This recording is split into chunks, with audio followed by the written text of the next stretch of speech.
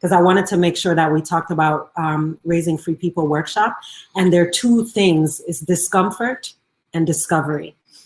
Discomfort and discovery. Those are the two core things that we really want to wrestle with together in a group, in a very workshop-y type of way this year, with the Raising Free People workshop that we're going to do at the end of this month. It'll be primarily me and Marley, but we'll have a special guest and possibly Sage, our second special guest. But I bring that up now because I think that discomfort and discovery are two important elements of partnership, like that shift. So when first I answered the question, I said, I don't think it changed anything. It actually just maybe was reflective of the change. But as I heard, as you were talking, I'm like, wait a minute.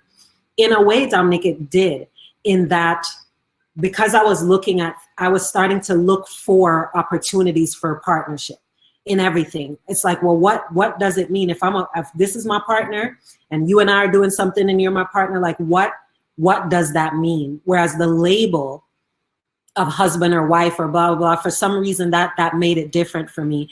It did change it to say, what does this mean? Whereas any other label, I didn't ask that question, and I saw it as a label. So I went into a room as a partner, not whatever the other thing is that I was. So it actually did make labels more apparent to me, so that I wouldn't be as tied to them or tie myself to them, because my own schoolishness makes me show up a certain way in a room with my own expectations of, you're in the room, you got to try to guide the conversation, speak up for the people who might not know like all that shit that I've been groomed in. I get to face that in that moment when I'm in a room as a partner, to be like, are you listening? Because partners listen. Does anybody actually need anything from you before you try to fix shit? Because partners actually pay attention to that. Whereas if I walked into the room as a speaker or as a facilitator or as all the other labels, it's I'm like a little bit like this. And there are times when you should walk into a room like this, like with your elbows up, but not always. So a lot of what is coming up here is the discovery, like there are opportunities when you move over to partnership. And when we moved over to partnership, to be specific, there was a lot more opportunities for discomfort, that like we could be with the discomfort and to discover something together, not to fix it, not to solve it, not to say it perfectly so that the other person can, understand exactly where we're coming from. None of that. But to be able to say, oh, there's a possibility that we're going to discover something together. Sometimes that discovery feels like a solution. Sometimes it feels like relief. Sometimes it just feels like some other shit that we know now. Right? And the discomfort is part of that. You mentioned earlier about the friendship thing. The cats want to go in the girls' room and they won't let them in. You mentioned about what was I saying? The discovery thing. Yes, discovery and discomfort. And damn, I lost my train of thought because the cats. I forgot what I was going to say, but it'll come back up. Oh, that's what it is. Yes, discovering together. Thank you, Karen. We're discovering these things together. And the discomfort thing. So you mentioned earlier how we prioritize our friendship over our marriage. So that's the other thing, because one of the things that there was like a gazillion responses when I posted the thing saying that you and I are not trying to like stay together forever. That's not our goal. That's not a destination that we have or anything like that. Because to me, that's absurd. Like I have no idea what's going to happen in any space. Like I change, he changes, but it's about the quality of the relationship. And one of the things that allowed for discovery and discomfort is that when we protect the friendship, when we prioritize the friendship, it means that we're willing to be uncomfortable together in our partnership. It means that we're going to ask each other shit like, what are you not saying? Or we're going to take these moments, the things that we do, or we're like, just lay that shit out, lay it out. Say what you're saying, fuck the feelings, blah, blah, blah, which is really not fuck the feelings. It's the opposite.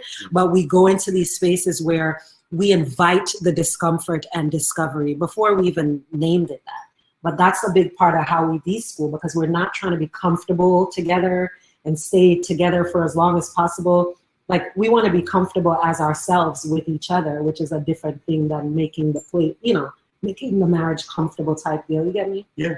I think it was, for me, it felt more like fuck the fuck the feelings that you feel when you lose the labels. So like when it stopped being like, you know, we're trying to win at this marriage thing. I'm trying to have you be a happy wife and all these things. It was jarring. It was jarring for me, because then you have to say, well, if you are the wife, I'm the husband, presumably. So the what are the things that I'm holding on to that aren't really me? Like I don't subscribe to those things. Like what if, for instance, like I like to cook. It's not particularly fatherly thing to do, or whatever, you know, whatever the thing is that I grew up with, even though my father did cook as well. But the underlying thing is that there's these roles that we fit into, that we assimilate into, and we're supposed to kind of be happy in it, and it isn't something that we had any say in. Yeah. In taking it on, but we do have a say in taking it off, and it actually can be strange because you don't quite know where to put yourself, and you start grasping at other identities that don't necessarily make sense, at least not for me, until I had to do the same again. We're back to the deschooling thing, because I had to do the thing where I was like, well, where am I coming up with this definition? Is this something I actually believe? If I don't actually believe it, then why am I holding on? If I'm not, what happens if I don't hold it up? If I don't hold it up and I choose something different, what does that difference look like? Am I prepared to deal with what comes with me doing this thing different? Like all those questions, and it was just me answering myself back and forth. It's like, well, I don't really like the idea of labels that I didn't have a hand in making. I don't like to kind of fall into people's assumptions because it would be easier. I don't like those things. What am I prepared to do about it? And that's the work. For me, that's the work part, is to figure out, okay, so these are I know these aren't my beliefs. I know these are my beliefs. What does my life look like now, making my beliefs my norm? What about the ones that are about attachment? Because that sounds neat, you know, like in the true sense of the term. I believe these things, I don't believe those things. But then there are some things, to Chimay's point here, about, you remember Chimay, right? In New York, we met up in New York. Yeah. Hey, Chimay. About the things that we hold on to just because we're used to holding on to them for so long. Mm-hmm. That, you know, I want to make sure we touch, because I know I have a lot of those. Like one of mine is my anger, you know, because anger is a friend of mine. I don't have any problem with it. I feel like anger is one of my biggest portals into things that I can evolve that thought process into something else. Pero, in our instance, my anger was not useful. There are many instances where my anger is very useful, but in a lot of our relationship situations, it's not, because my anger makes me very conclusive. This is what I'm gonna do because I'm mad. Take the steps, blah, blah, you know? Meanwhile, he's over here like, so you wanna process what's happening? And I'm like, no, because I'm angry. Right. And one of the things that and that comes from a lot of baggage. We would not be able to talk about this in 5 hours, let alone a few minutes. But what I learned over time is that I held on to it because it was the thing that it actually felt comforting, because I knew how to do it. I was so practiced in it, and I knew that it moved me to something else. So what are some of your, or maybe one practice, because the time, what is something that you do for yourself in terms of your practice of recognizing when there's something that you are still comfortable with, you know, a behavior, but you recognize that it needs to change? Maybe that's a lot for a couple minutes. We'll see. Yes. The need to change part,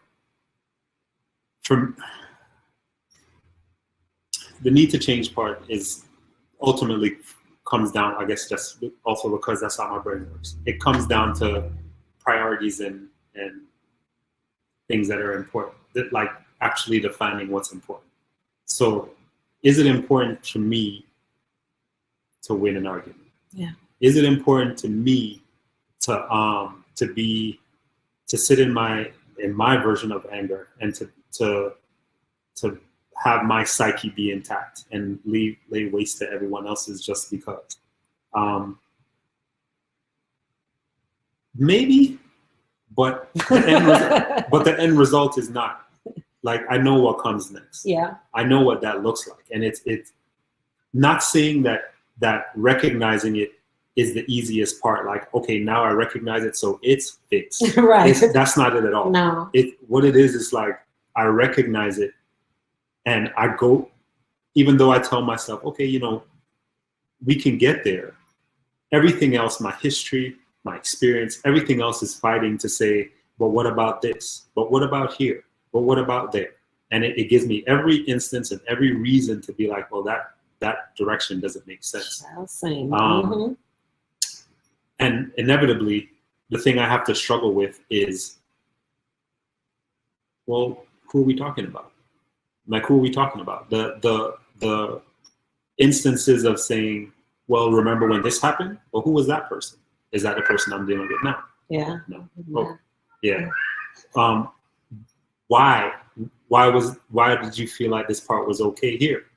Is that the same person? Is that the same circumstances? Is that like all? What is the trigger? Like, what's the thing? The underlying thing for me, and I think is the kind of dastardly thing about schooling and institutionalized learning, is that it feels like, the more I look at it, it feels more like the programming language they use for AI.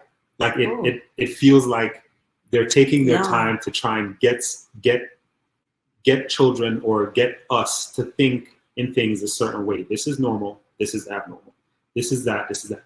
And the way that it's so weird. The way that most of the things work is that the real genius of humans has nothing to do with those sets and parameters that were put in there. Like, that's not the thing that makes us brilliant. The thing that makes us brilliant is that there's so many dualities in the things that we do. We can say, I would never lie, except there's instances where you will. Our vastness is a part of it. Because circumstances matter. Yeah. Because how are you going to balance the I don't lie versus you could potentially get someone killed? Like, now you're making a decision as to which one is more important. Like I said, priorities, and like there's instances of where the absolutes that you learn as a child in school, this is right, this is wrong. You can maybe get 90% here or 80% here, but we set those standards. When you get out into the real world and recognize that those standards that are set, they don't apply the same way to everybody. And then you have to ask yourself, well, I have to ask myself the question, why don't they apply the same to everybody if it's supposed to, like, this is what we were taught, this is what we were told. Why doesn't it apply to everybody? Well, if it doesn't apply to everybody, then it shouldn't apply to anybody in my mind. Yeah, there's that consensus thing again. Right, because you're like, then you're someone that I don't know somewhere is giving me standards and telling me this is the way it needs to be. Or someone from way, way back when things were very, very different, saying this is the way things need to be and this is how they should be. And I'm struggling to hold on to this for what exactly? Yeah. Like, is it actually a better instance than what I'm dealing with now? Yeah. Not even like, when it's me. Not philosophically. Yeah. Now. And with the person I'm dealing with. And the version of myself and the person that I'm dealing with. Those are all the things. Yeah. Because your experiences change you. Yes, right. But sometimes even when we talk about the ideas of other people, sometimes it's us. Sometimes it's me 3 years ago, contending with the memory of how I handled the thing then and the rewards of that feeling versus the discomfort of saying what I need from where I am now and not being used to that feeling, not having the need be met, because that's something else we talk about all the time. Just because I tell you exactly what I need, just because I'm able to say it clearly or whatever, don't mean you could solve it, right. Or vice versa. It doesn't even mean I'm going to like it. Or if it's for you to solve, or it might not even mean I like it. We say that to the girls too, like, look, be honest, because that's what you want. not because you think it's going to get you the result that you want. Mm-hmm. And that's very much the same thing with us too, where it's like, if I'm going to tell you exactly how I feel, the destination isn't that you take that and be like, I'm so glad that you shared, that's everything, now I'm going to change. No, it's discomfort and discovery. And then that TLDR, you know, is a part of that, the practice, sort of like the tools. That's how I see it, the TLDR, because even the relationship, looking at it as a relationship and not like a situation, how Marley was saying last week, a lot of us know each other situationally. That's my friend from school. Why is it my friend? Because they're from school, right? Y'all remember when she said that last week? I was like, running around because it's so true. It's like a lot of us are in situations, not just in our, you know, with a partner, but also up here. We're in situations, we're responding to situations we were in, as opposed to the relationship that we are in right now, as you said, with the person right now. So which is why the trust muscles, these practices for building the trust muscles that help you then to disrupt in some instances or discover a new language that helps you to meet each other where you are, you know, scaffolding, changing type of language that then helps you to recognize the sort of destination peddling you've been doing, the shit you've been trying to get there, TLDR, too long didn't read, so fucking fast that you're missing the process, which is actually what the relationship, that is the partnership, right? So that's a lot of, that essentially feels like the core of what we wanted to hold with you here in this space and to talk about. And I'm seeing all of the comments. It's so great. I don't got my glasses on, so I'm gonna be all up in here. And I wanted to, I see the time, it's 9:30, so I wanted to honor everyone's time. We said it was an hour, but, and of course there's a replay here, but I am going to take a few minutes. I want to look at the rest of the comments, and I want to make sure I'm going to put the link in here to Raising Free People workshop. I don't remember the date or anything. So all this is right here. This link is just one for you to sign up if you want me to email you when Marley and I know exactly when it's going to be, but it's this month. And the cost and the length of time, I think it'll be a 2-hour stretch this time. All of that, those details will be there. But this TLDR is a big part of what we're talking about, and want to offer some opportunities for more of us to not disrupt, but to have discovery around it and discomfort with it. Because we feel like that's such an important part of how we are becoming free ourselves, because we're not just raising free people, we're also trying to be free people. And a big part of that is to be like ourselves and happy together for however long that is. Hopefully it's a very long time, but that's just hopefully. The reality is moment by moment, day by day, not even day by day, moment by moment. And that's really what the trust, the language, the destination peddling, and the recognition and relationships, that's what that really is all about. You know?